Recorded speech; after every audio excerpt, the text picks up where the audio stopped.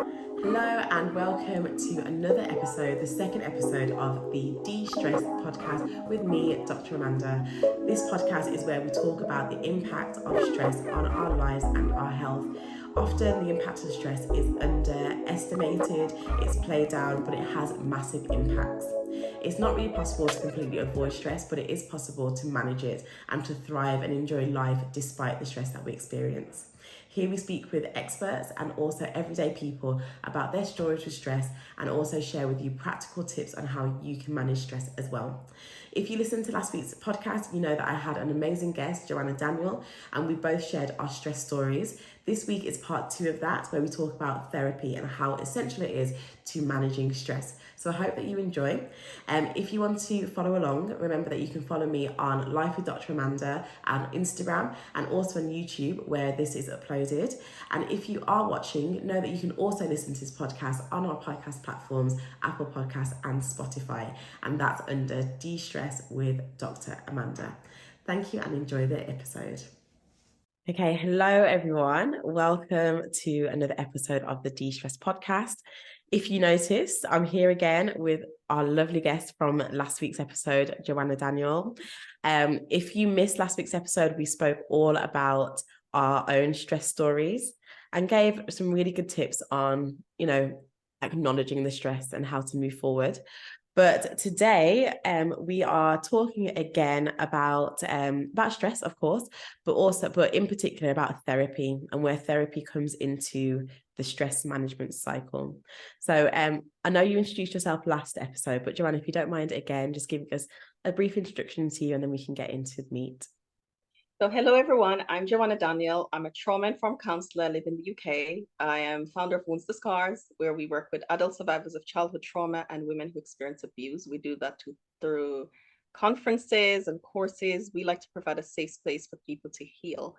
I'm the host of the Stories That Shape Us podcast. And what I didn't add last time was that I'm a mom of 3. Yes. An amazing mom at that as well.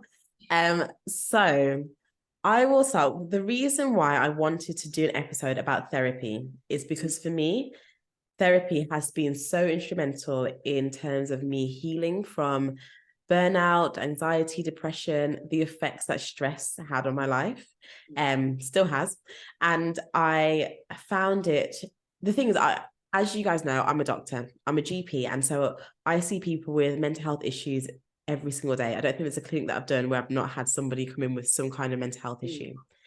And I've recommended therapy to so many people over the years, and yet I had never had therapy myself. Yeah. After I had my first child, but it came up to about a year, and it was during the pandemic we had our first child. I felt like we weren't communicating very well in our marriage. And so that was the first time I had a bit of insight into counselling, therapy. And me and my husband had about 4 or 5 sessions of marriage counselling, just help us communicate better and get back on the same page. Yeah. And then I went through my stress, that if you listen to last episode, you hear my stress story. And now I'm at the point where, and then I found, and the reason, there was many things that I did to try and recover from that stress, toxic stress that I was in. And one of those was therapy. And I reached out because of how low I was feeling. And as soon as I started doing it, I realized that I should have been doing it a long time ago. And so the first question that I really have then is why therapy for stress? It might seem obvious, but like, how does therapy help with stress management? Some people, I've had patients before say they didn't want to do therapy because it was going to do too much talking and it was going to bring up old things that they'd put away and they don't want to deal with. Right. And so wouldn't that cause more stress or distress having to go through that? So why therapy? How does it help? Yeah. The thing is, people think talking about it adds stress. It doesn't. It releases stress. Not talking about it is what causes the stress. So therapy is a safe space, safe, confidential space for you to go and talk about the things that are you're struggling with, the things that are important to you, sometimes the trauma, the losses that we've experienced. So therapy provides that space for you to go and talk about it, for you to go unpack it and look what's in it. Putting it away and not dealing with it is kind of like stuffing it all in a cupboard and shutting the door, hoping nothing will fall out. But with therapy, you're okay with opening the door, okay with looking at it, unpacking it, putting it back neatly, and throwing some away that may have been causing the stress. So that's why it's important to, if you are struggling with stress symptoms, that you go to therapy to go learn, to go talk about why. And sometimes we won't always know why, because we don't know the things in our past that is causing it. But when we go, what the therapist will do is so you do an assessment, which asks questions about my assessment. For example, I work with trauma. So I ask questions around adverse childhood experiences and just family of origin type questions to give me an idea of some of the things that might influence stress. So Yes. that's why it's important. Excellent. Okay, excellent. And the thing is, with stress and with therapy, sorry, what I found for myself was that although yes, it was unpacking a lot of things, um, and at the end of therapy sessions, I often feel quite tired because it is a lot of work, like going through those memories, going like really getting to the root of the cause, Yeah. like not just asking what happened, but why, how did you feel about that? Do you ever see yourself like doing things that reflect that now? And, actually having those challenges. And Yeah. it does it is a tiring process sometimes, but what it's helped with me is to find my identity a bit more, to understand Mm. myself. Yeah. A lot of times you're doing things, and the reason that we do anything is because of what we know. It's because of the schemas or the what makes sense in our mind. Yeah. We do things out of habit because of things that we've learned. If we Yeah. never look at what we learned or why we learned it, when we learned it, sometimes we won't know why we do certain things. And I have so many people in my audience. A lot of you are, I know, are women. A lot of you are busy moms, and you're doing things maybe with your children or in your day-to-day life, you're like, why do I do this? Like, this isn't helpful to me. Or I don't want to be like this. And if you never find out why you're doing it, sometimes you can feel that loss of identity. And I've had a lot of people tell me that, especially when they enter into motherhood, they feel this lost identity, like, who am I? And that's what therapy helped me to do, find out who I was or who I am, and then make changes and move past that, or move forward from there. Yeah. Um, so with that said, how do you know that you need therapy? For a long time I didn't think I needed it, but how do you know? Who is it for? Who is therapy for? Everybody. I think everybody needs therapy. And when I say this, I have to qualify it's not because I'm a therapist and I want to have a full practice and affiliates to have work too. But I believe we all need it. Everybody needs it. Everybody needs a space once a year. You might not need 20 sessions. You might not need sessions for a half a year. You might need 3 sessions. It's kind of Mm, like, how you go to your GP and you get checked up. It's a tune-up. It's a let me go talk through the events of this year and see if there's anything I can learn about myself that I mm. didn't know, or why do I keep making these mistakes? Why do I repeat this thing? How come I go into the Yes. same relationship cycles? Why is this thing happening? How come I can't function at work? Or how come I don't have any friends? Or, just different things. I noticed that I'm not parenting well and I wanted to be a better parent. I'm shouting at my husband or I'm shouting at my children. Mhm. I want to go understand why I'm doing those things. So therapy is for a range of things, but I think everybody needs it. I've had people tell me I don't need it, and then they're doing it now. Somebody shake the Bible in Mhm. my face and said the Bible is my counselor, and then they needed it. So Okay. I think sometimes we think we're operating, we're okay because we have some coping strategies, not always healthy, but they're working until they're not. Yeah. Absolutely. You know what? This reminds me of a patient that I saw yesterday.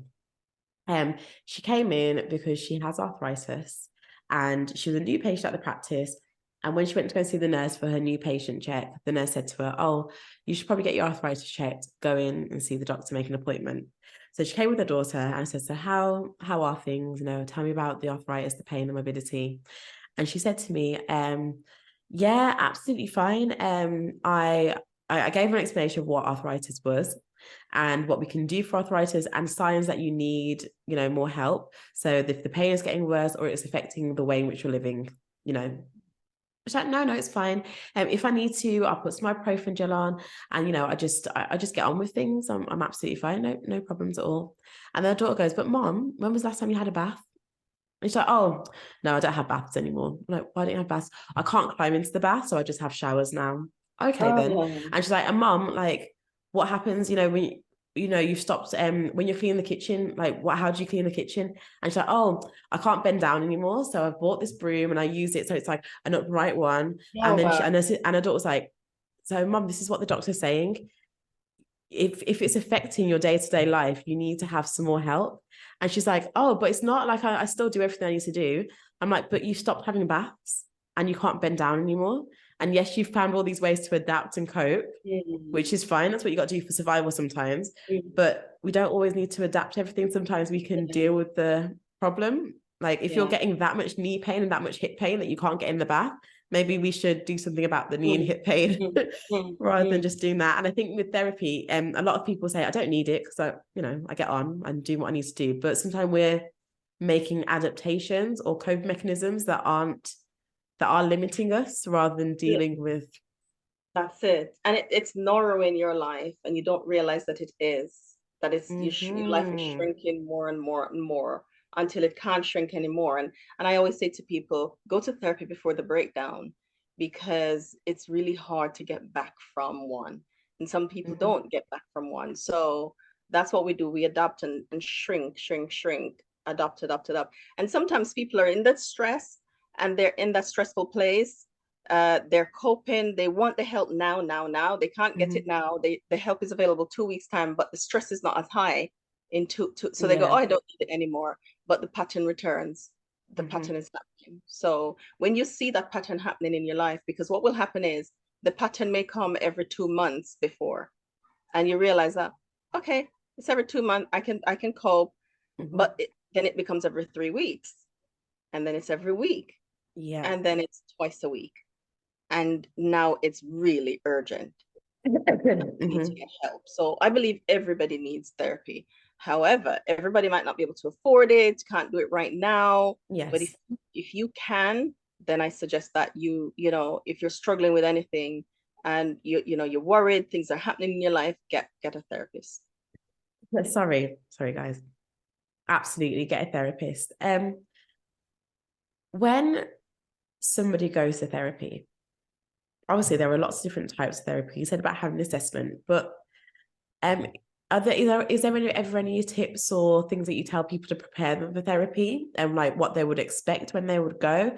And because I know there's a lot of fear, and I think especially in some communities, first of all, in Britain compared to America, therapy is like strange here, whereas it's spoken about a lot in America. And then Yeah, in especially like the Black community, the thought of going to yeah. therapy, some Mm, of the comments that I've heard from like my family members, some from much older generations, their thoughts on yeah, mental illness or mental health are yeah. very, very different. And so yeah, I think there's so much taboo around it Mm. that a lot of people just feel like they shouldn't go or they're scared to go. So what can you expect when you go to therapy? Yeah, there's nothing to be afraid of. That's the first Yeah. thing. Nothing to be afraid of. Lots of taboo and around it, lots of myth around it. I've written a book with a few of my colleagues, and it's called I Have God, I Don't Need a Therapist. It's coming out in May.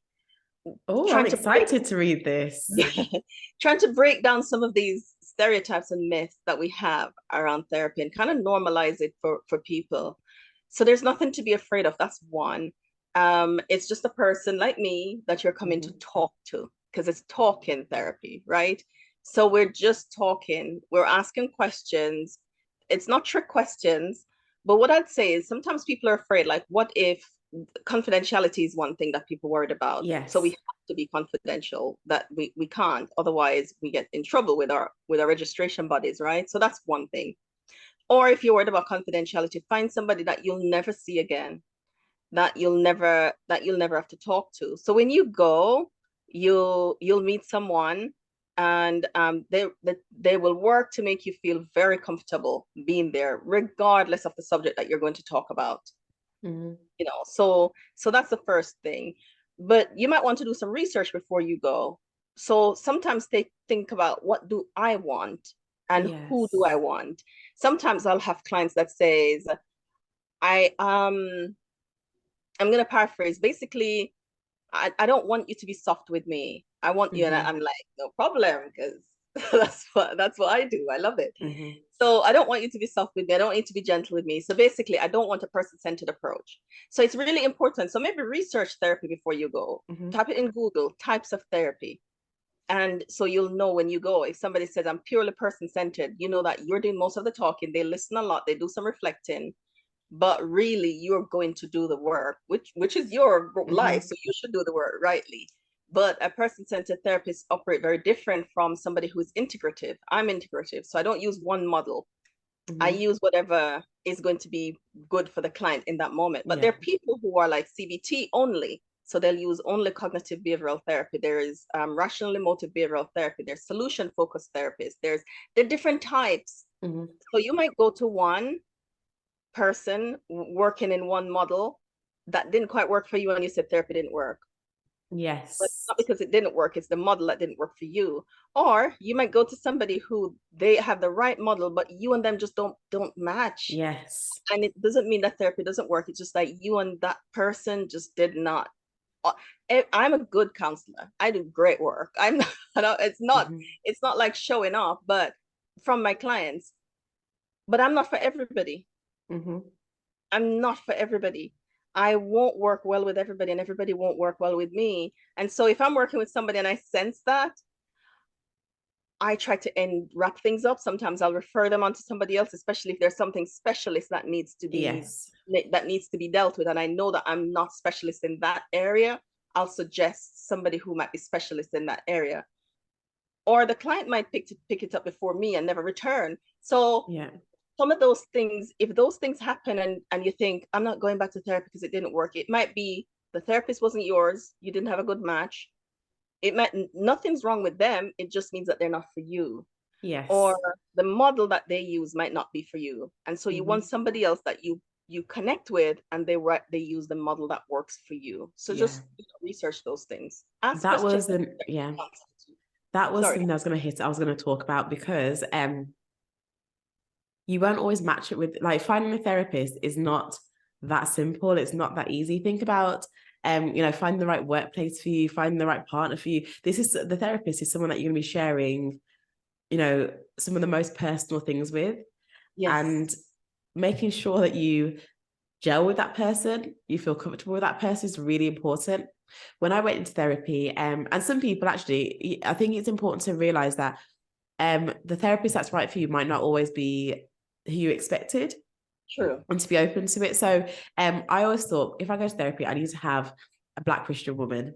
That was my thing. And my therapist now is a Black Christian woman. But when I first went to therapy, I did it through this like well-being work thing. And I had a few Okay. sessions of CBT, and this woman was not Christian. She was not white. She was not a similar age to me or anything like that. I think our only similarities were that we worked in healthcare, and I think she had a child as well. So different, but she really did help me. I Yeah. actually thought about going back to her this time around, but for whatever reason I couldn't. Yeah. And so sometimes being open to if this is the right type of therapy for you and you are connecting, they might be the right one for you. Yeah. And also having a think about what would make you more comfortable. So now I have a therapist who is a Black female Christian therapist, and there's a lot of things that are similar. We are both from a Jamaican background. And Mm. so just some cultural things help. And so, if you feel like that's what you need, search for what you need as well.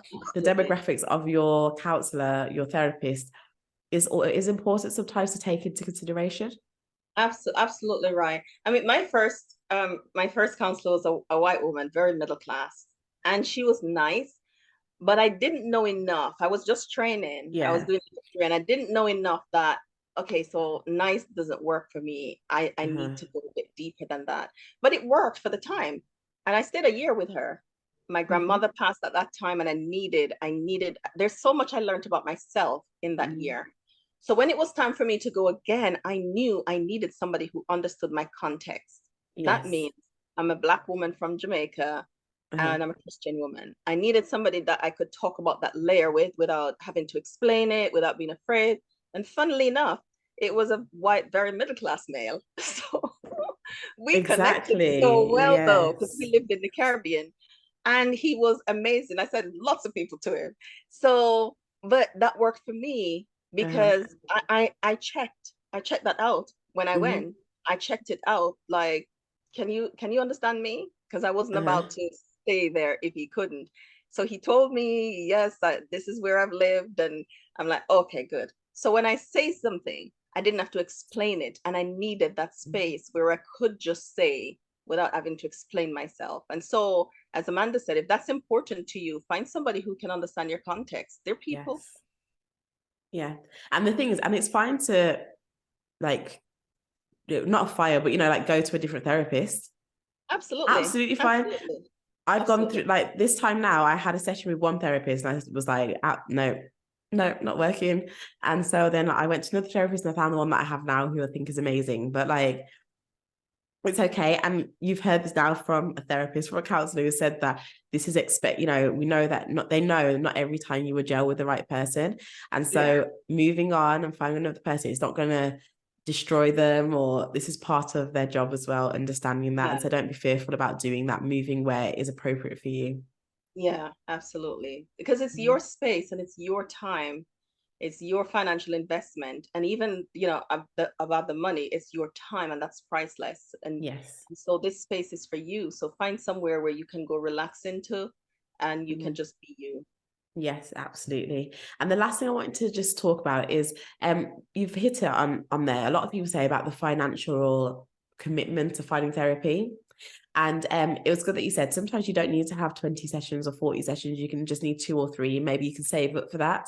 But Yeah. are there any other ways of accessing therapy like things, or something adjacent to therapy, or accessing therapy for free that can that can help? I'll just say that through your GP, you can get therapy, and you Yeah. don't have as much autonomy over the therapies that you get, but you Mm. can have an introduction therapy then. Sometimes they are capped at a certain number of sessions, usually around 6, and often there is a wait time, but there Yeah. is, under the NHS in the UK, therapy available as well. So that's just one thing that I know. Yeah. Is there any other ways to access therapy, or therapy like things at a more reasonable price if you can't afford it? Yeah, it's good that you say the GP because that's the first place I send people there first. But I know I talk about affordability, but I also want to say a little bit more about that because I think more people can afford therapy than think they can't. True. Yeah. Because if we look at one of the reasons we feel we can't afford it is because we don't make mental health important enough. Mm-hmm. And if we make it important enough, we'll be able to afford it, right? So that's the first thing. I want you to think my mental health is important, therapy is important. It's something that needs to be on the budget, like a line item in it. I've worked with people from different walks of life, different income brackets, some none, and so also reach out to someone because there are many people who offer sessions at reduced rates. Uh-huh. There are many people who offer sessions for free that people can't afford it. There are periods in my practice where like 2 days is dedicated to people who can't afford it. I'm not Mm-hmm. advertising that, No. but so that comes on a sometimes referral basis. I speak to someone and I hear the story and I know the situation and I stay. And sometimes that they can be with me for a year, 2 years. Mm-hmm. If the trauma is such that, because I can't do 6 sessions if I know that you need 50. I'm gonna I'm gonna Yes. I'm gonna walk with you the whole way until it's time for us to part naturally. Not me going, okay, you've had 6, can't do no more. So that's Wounds to Scars. And we have other counselors at Wounds to Scars. We have Mm-hmm. affiliate counselors that we work with children, there's one that I love to refer the men to, and myself. So we have 4 other counselors, myself included. So 4 of us work Mm-hmm. in Wounds Scars Counseling Agency that we're growing. We're about 2 years old now. So we have their counselors who will discuss the rate with you based Yes. on, but don't honor the work because no client is free to us because we have to do Mm-hmm. CPD, we have to do supervision, we have to pay insurance. So no client is Absolutely. free to us. So if you can't pay, honor that, right? Mm-hmm. Don't say you can't, but you're doing something else. So I think if we think differently about our mental health and therapy, we'll Mm-hmm. see how there are things that we can shift to afford it for a time because it's Yes. not forever. Things that we can shift to afford it for a time. And if you absolutely can't, and the GP is 2 years waiting list, then if you type in the Association of Christian Counselors, for example, sometimes they have counseling agencies dotted in around the place in churches, and sometimes they will offer counseling at rates that you can afford. So when I finished training, I trained in Huddersfield, and I volunteered at the place where I trained, and people could pay what they could afford, Mm-hmm. whatever that was. So, there are places Mm-hmm. that you could go and Yeah. you can get good support. So don't stay home and say I can't and then never go. Ring up, make an Mm-hmm. appointment, discuss your situation, and there are many, many counselors who will sit with you and work with you, Yeah. um, and organizations who will help as well. Mhm. And I think that's a really important message to take away. It's about investing in yourself and in your mental health. Your mental Yeah. health is no lesser than your physical health. It's no lesser than the enjoyment budget that you have on your yearly budget. It's really important. And when I think about, because I know a lot of you listening are family, are parts of family, a lot of you are family women. And the one thing that we can do for our families is to live. Oh, Yeah, yes. that is a gift that we can give to the people in our lives, a gift that we can give to ourselves, and that is to live and not just survive and be around, but to really live, to enjoy life and be able to thrive. And prioritizing your mental health and prioritizing making therapy a line item, saving up for it, whatever you need to do, so that you can experience that and actually deal with some of the past traumas or understand yourself more, is a gift. And I would really encourage you to do that. But I hope this podcast giving you a bit of insight into therapy, why it's important to manage our stress, why it's important for us in general. Joanna, thank you once again for joining us and for giving some wonderful insights and some knowledge. Do you mind sharing with us again where we can find you, if people want to follow your content or book on with you or anything like that? So our website is woundsthescars.com, and there's book a counselor right there on the first page. And that comes to me, and then we refer to the affiliates. On Facebook, it's Wounds the Scars, our page. On Instagram, it's Wounds the Scars 1, and on YouTube, it's Wounds the Scars. And all of our contacts is on any one of those pages. Okay, brilliant. So thank you so much for watching. Thank you if you're watching on YouTube. Just so you know, this is also an audio podcast as well, so you can follow it along on Spotify and Apple Podcasts too. And yeah, it's been so enjoyable speaking with you. If you missed last week's episode, please go back and listen and hear our stress stories. And there'll be more coming. Please let me know, comment if you have any topics that you want me to discuss, if there's any guests that you would like me to have onto the podcast as well. You can follow me at Life with Dr. Amanda. That's on YouTube and also on Instagram. And you can also rate and review these podcasts, especially on Apple Podcasts. It helps more people to see the podcast and get this really valuable information. So once again, thank you, Joanna, and thank you to all of you listening and watching. Until next time. Thank you, Amanda. Bye.